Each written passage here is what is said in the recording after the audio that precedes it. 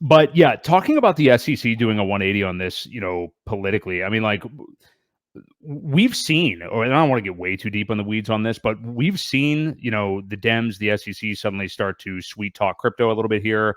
I don't know that Biden knows what it is or anything, but we see Trump all of a sudden saying that he is taking campaign donations in like 6 different tokens or something like that. Um, yeah, he fired back the next day saying he's accepting crypto donations. They're both kind of jockeying for position here on crypto issues. This is good for all of us. I mean, like, I Sure. don't care really about either of these entities all that much at all. Obviously, viewers could probably guess where we're going to vote this November, but if we were down to those two parties, but the sad thing is, I think with the Democrats, obviously, you're seeing like a lot of total posturing, and they don't plan on really, behaving like this going forward.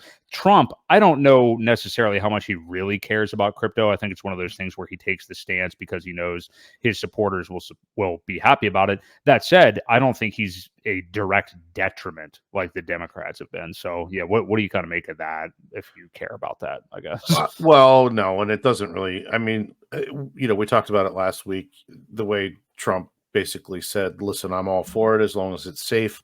I think he kind of wants what we want, right? We want regulation. We want someone to make a decision on what is a security, what is a commodity. Do they even have the right to determine that, or should it be something Mhm. else? And I think just clarity. I think that's the biggest thing that we need. Well, the Democrat side seems to not want to give that because they want to use it against people to keep extorting money every 8 months and say, well, why don't you just pay us a fine and we won't press these charges, or and you can keep doing business, but you did it wrong, kind of thing, because there's no clarity. So, I think that's the biggest difference that we'll see between the two, where one doesn't want to determine anything, the other one wants to basically say, all right, here's how we're going to do it. And, this is what we're going to decide on, who gets to govern it, and what is what. So that's more exciting than anything. Yeah. Yeah, I'm totally with you there. And I tell you what, it leads us into this, and then we'll kind of get into the pulse chain side of things. But so right before we went on the air, so we also had this FIT 21 bill that just passed in the House of Representatives, which I think may have been expected since it is obviously a Republican House. But this is the significant thing about this is that 71 Democrats joined Republicans in this vote, which is a significant number. Now it still has to go on to the Senate, and the FIT 21 bill. I'm not going to pretend I knew this thing inside and out, but I knew a little bit about it. Is basically to establish that we need some kind of crypto regulation, that the SEC are not going to be the ones to do it, and it's basically a repudiation of Gary Gensler, which is huge, obviously. So for this to pass right now, it was 279 to 136 against 71 Democrats, which is very significant. Yeah. So with this now going to the Senate and this being such a blowout vote, this looks really good. And, you wonder if the jig is finally up for Gary. I mean, we've been talking about it for 2 years, probably plus now at this point. And the Democrats, we know, I mean, no politician is afraid to hang somebody. And I only mean that figuratively, ladies and gentlemen. But we know that there will, if there's somebody that needs to take the hit for them, politically, that they will do that. So Gary could be a fall guy here. So yeah, what do you make of this? I mean, this is again just super bullish as well. It seems like the Dems. I'm just impressed with how big of an issue crypto seems to be becoming. Yeah, what are your thoughts on this?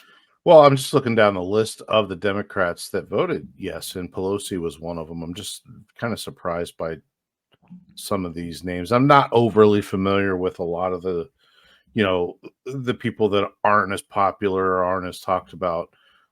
She's the only one that really stands out to me. But you know, I we all always wonder how much of this stuff is political theater. What are they doing? Mhm. And I think you're right. I think a lot of it is just for show. You know what I mean? I don't think there's anything that is really surprising. Anybody it can pass and then still go to the Senate and lose. But it looks like they're saying, well, yeah, because we're on your side. You know what I mean? Right. See, because we voted here and you can trust us, that type of thing. I think that's what we're seeing. But yeah, it does. It still has a long way to go. I don't know a whole lot about it. I did see something I was telling you before we started online yesterday saying, this is really important. We need this vote.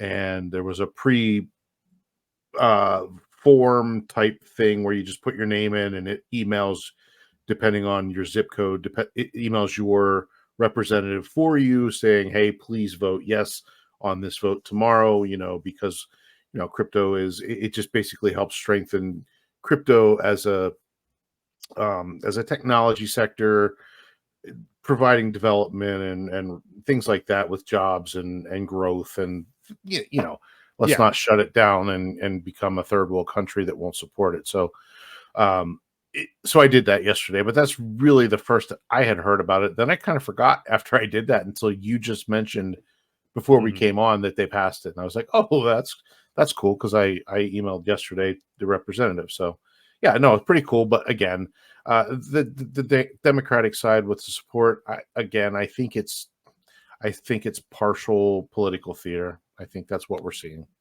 I think so too. Like I said, I mean, if Biden would unfortunately be reelected, I mean, we know that they're not going to continue in this direction or anything like that. But Right. yeah, it's very interesting to say the least. Really, again, continued bullish stuff, and I think 2024 is going to continue to be a big year for crypto.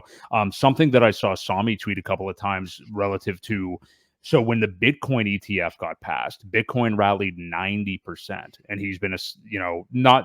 I don't know that he's speculating this will happen, but just as a thought experiment for Ethereum, that would put it at over $7,000. So I put it Yeah. like $7,200. So that would be bullish for everyone. I mean, I can't think of someone who that wouldn't benefit. Bitcoin maxis, I guess, and then all of us would be good. So Sure. And um, back to what I was saying, there isn't much liquidity. So I mean, if there is that kind of massive buy-in, obviously we know these guys are buying now, right, little chunks at a time, and trying to get as much as they can before it actually happens. But there's still going to be some massive buys that probably weren't allowed before before it passes. So right. they're playing by the rules. Some are not playing by the rules and buying it ahead of time just to have it. So yeah, it'll be exciting to see a $7,000-8,000 Ethereum. That'd be a nice little takeoff to our bull market.